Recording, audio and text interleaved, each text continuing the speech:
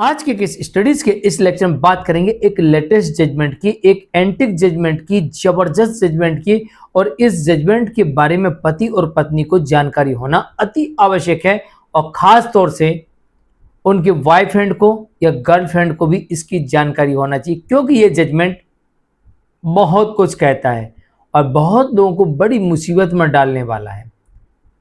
तो चलिए आज के स्टडीज के इस लेक्चर में आपको डिटेल में लेके चलते हैं और आपको इस जजमेंट के बारे में बताते हैं। लेटेस्ट जजमेंट आया है और इस जजमेंट में खास तौर से उनके लिए जजमेंट है जिनका पति या पत्नी किसी के साथ अफेयर में है, और जिसके साथ चक्कर चल रहा है वो अफेयर में है, अडल्ट्री में है। उसे भी ये जानना जरूरी है, वरना उसे कोर्ट के चक्कर भी काटना पड़ेगा और घर में रखा हुआ जमा पूंजी, संपत्ति, सब कुछ गंवाना पड़ सकती है। जय जनेन्द्र, मुकेश जैन। वीडियो को लाइक और शेयर कर दिए और इस तरह के जजमेंट्स पाने के लिए दिए गए नंबर पर आप हमें संपर्क कर सकते हैं। पति या पत्नी की प्रेमी या प्रेमिका पर प्यार और साथ रहने के लिए मुआवजे का केस है।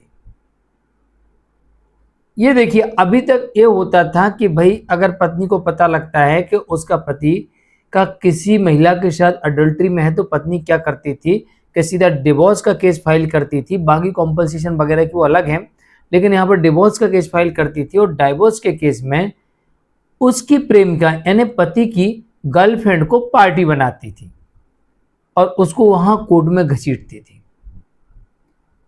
और यहाँ पर पति भी ऐसी करता था कि भाई पति को पता लग गया कि मेरी पत्नी का किसी व्यक्ति के साथ में अफेयर है, तो पति अपनी पत्नी के साथ साथ अपने उसके बॉयफ्रेंड को, पत्नी के बॉयफ्रेंड को डाइवोर्स के केस में पार्टी बना के कोर्ट में बुलाता था।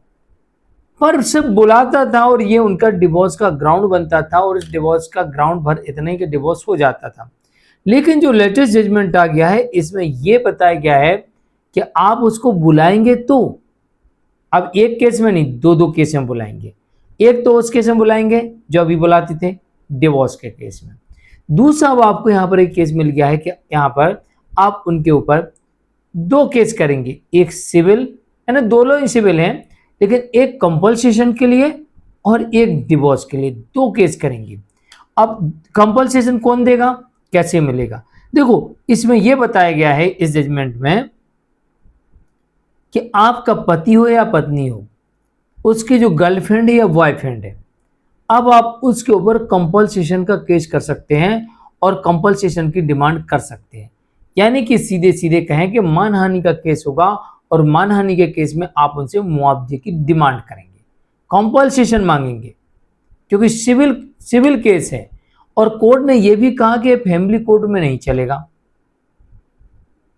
भाई फैमिली कोर्ट में नहीं इसलिए नहीं चलेगा क्योंकि फैमिली में अगर आप हिंदू मैरिज एक्ट के सेक्शन 23 में देखें तो आप उसमें 23A के अंतर्गत आप कंपल्सेशन की डिमांड कर सकते थे डिवोर्स के केस में कि भाई हमने इसको पार्टी बनाया है, ये मेरे पास सबूत है, ये साबित होता है कि इसकी गर्लफ्रेंड है या इसका बॉयफ्रेंड है, ये साबित होता है, तो भाई हमको डिवोर्स भी दे दो।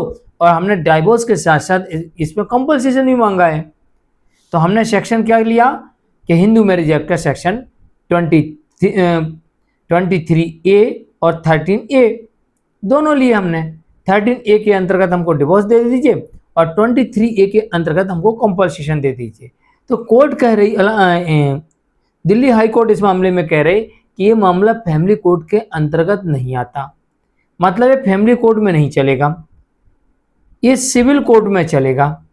तो सिविल कोर्ट में चलेगा तो सिविल मामला बन गया, तो सिविल मामला बन गया तो अब ये मानहानि का बनेगा। और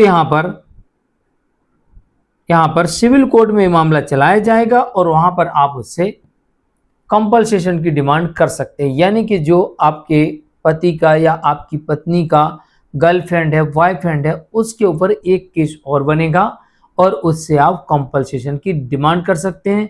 तो अब पति भी कंपल्सेशन ले सकता है और पत्नी भी कंपल्सेशन ले सकती है। अब इसमें फंसेगा कौन?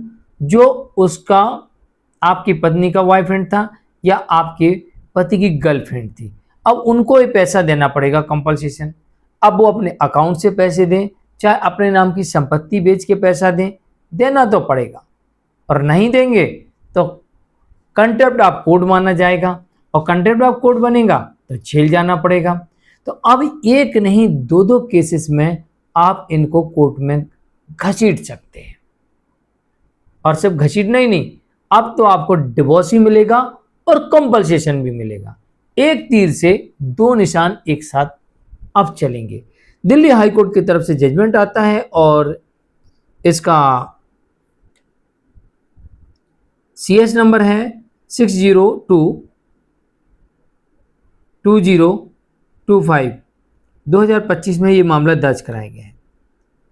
चलिए मिलते हैं एक और केस स्टडीज के एक और लेक्चर में। आज के लेक्चर में इतना ही। नमस्कार।